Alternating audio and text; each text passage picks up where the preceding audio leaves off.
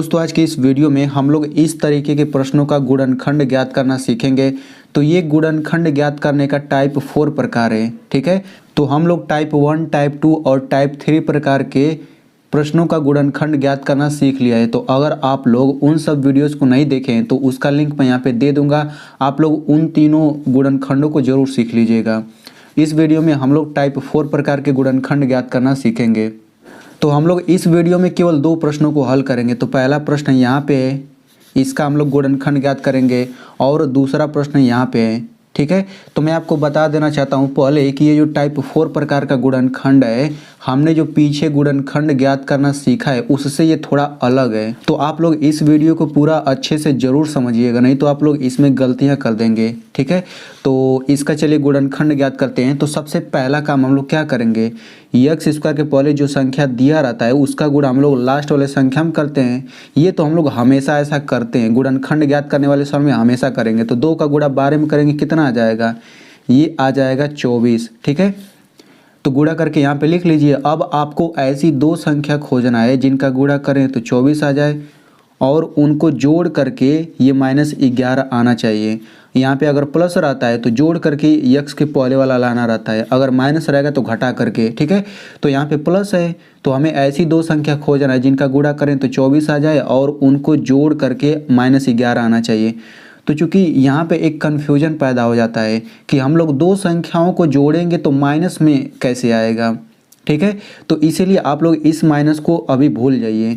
यानी कि अब आपको ऐसी 2 संख्या ज्ञात करना है जिनका गुणा करें तो 24 आ जाए और उनको जोड़ने पर केवल 11 आना चाहिए, ठीक है। हम लोग बाद में माइनस कर लेंगे। तो देखिए अगर हम लोग 6 में 4 का गुणा करें तो 24 आ जाता है, लेकिन इनको जोड़ें तो कितना आएगा, 10 आएगा। यानी कि जिन दोनों संख्याओं को खोज रहे थे वे दोनों संख्या 6 और 4 नहीं है। तो अब हम लोग अलग संख्या खोजेंगे। तो देखिए 8 और 3 ये दोनों ऐसी संख्या है जिनका गुणा करेंगे तो 24 आ जाएगा और इनको जोड़ेंगे तो 11 आ जाएगा, ठीक है। आप लोग जोड़ करके देख लीजिए।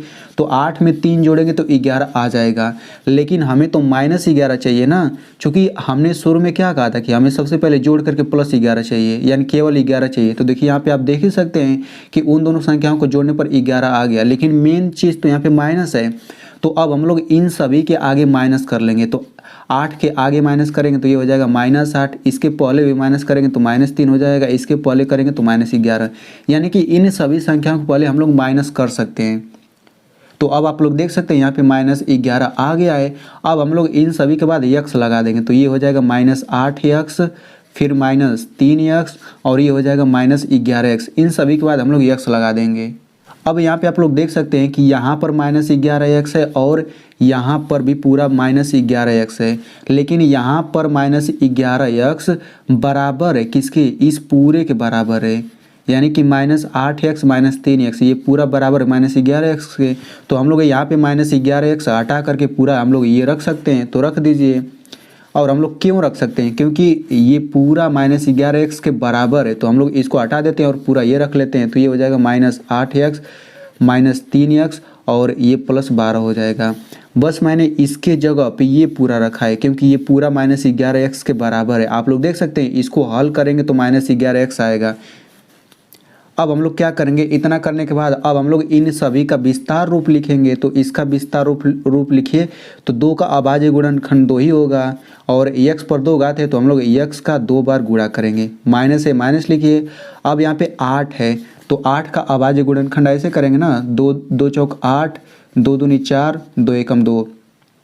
यानी कि 8 को हम लोग 2 का 3 बार गुणा करके लिख सकते हैं। 2 गुणा 2 गुणा 2 गुणा यक्स है तो ये हम यक्स लिख दिए। अब यहाँ पे देखिए 3 का अभाज्य गुणनखंड नहीं होता तो हम लोग 3 गुणा x लिख देंगे। अब यहाँ पे प्लस है, प्लस लिखिए। अब देखिए 12 है तो 12 का अभाज्य गुणनखंड कर लेते हैं।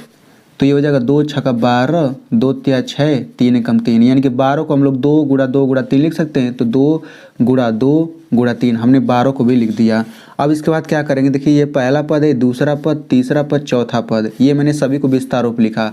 अब हम लोग शुरू के 2 पद ले लेंगे, फिर बाद के 2 पद। अब इन दोनों पद में कॉमन लेंगे। तो कॉमन क्या होता है, जो दोनों में होता है वही कॉमन होता है।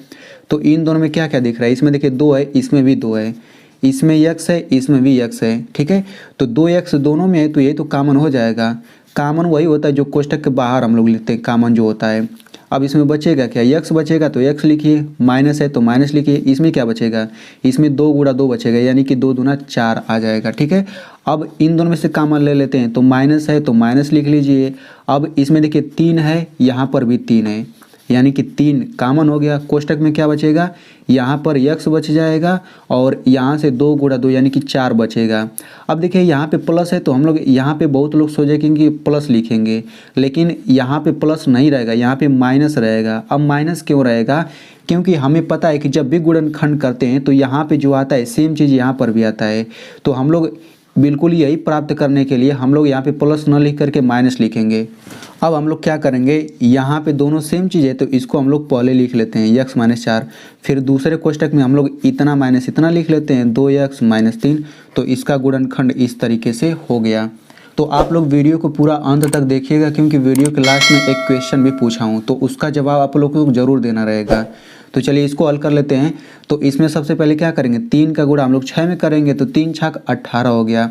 अब आपको ऐसी 2 संख्या खोजना है जिनका गुणा करें तो 18 आ जाए और उनको जोड़ने पर ये 11 आना चाहिए। ठीक है, तो कौन सी संख्या होगी, तो वो संख्या होगा 9 और 2। अगर हम 9 का 2 में गुणा करें तो 18 आ जाएगा, और अगर हम लोग 9 में 2 को जोड़ दें तो 11 आ जाएगा। ठीक है, लेकिन हमें तो -11 चाहिए ना, तो हम लोग सभी के आगे माइनस लगा देते हैं, -9 -2 -11। अब सभी के बाद x भी लगा देते हैं, तो -9x -2x बराबर -11x। अब देखिए यहाँ पर भी -11x है, यहाँ पर भी। ठीक है, लेकिन यहाँ पे -11 पूरा इसके बराबर है, तो हम लोग इस पूरे को हटा करके ये रख लेते हैं। तो ये हो जाएगा 3x² -9x -2x + 6। अब सभी का विस्तार रूप लिख लेते हैं, तो इसका विस्तार रूप हो जाएगा 3 गुणा x माइनस है माइनस लिखिए। अब 9 का अभाज्य गुणनखंड कर लेते हैं, तो ये हो जाएगा 3 3 9 3 कम 3, यानी कि 3 गुणा 3 लिखेंगे। 3 गुणा 3 गुणा x है तो x लिखिए, माइनस 2 का भाज्य गुणनखंड 2 ही होगा, प्लस अब 6 का भाज्य गुणनखंड कितना हो जाएगा, 2 3 6 3 कम 3, यानी कि 2 गुणा 3 होगा, 2 गुणा 3। अब इन दोनों में से कॉमन ले लेते हैं, तो कॉमन क्या दिख रहा है, तो इसमें देखिए 3 है, इसमें भी 3 है, इसमें x है, इसमें भी x है, यानी कि 3x कॉमन हो जाएगा। तो यहाँ पे x बच जाएगा माइनस, इसमें 3 बच जाएगा। ठीक है, अब इन दोनों में से कॉमन ले लेते हैं, तो माइनस है तो माइनस लिखिए, इसमें 2 दिख रहा है, इसमें भी 2 दिख रहा है, तो यही 2 कॉमन हो जाएगा। ठीक है, तो बचेगा क्या, x बच जाएगा और यहाँ पे 3 बच जाएगा। लेकिन यहाँ पे प्लस है तो यहाँ पे प्लस नहीं लिखेंगे, क्योंकि यहाँ पे माइनस है ना, तो ये माइनस हो जाएगा। ठीक है, अब यहाँ पे देखिए एक कोष्टक में हो जाएगा x माइनस 3, यही सेम चीज़ वाला, और दूसरे कोष्टक में हो जाएगा इतना माइनस इतना, 3x माइनस 2। तो इस तरीके से इसका भी गुणनखंड हो गया। अब मैं आपको सवाल देता हूँ जिसका जवाब आपको कमेंट में ज़रूर लिखना रहेगा। देखिए आप लोग इसका गुणनखंड करिए, 3x² - 8x + 4। इसका आप लोग कमेंट में ज़रूर लिखिएगा आंसर, तभी तो मुझे पता चलेगा कि आपको समझ आ गया है।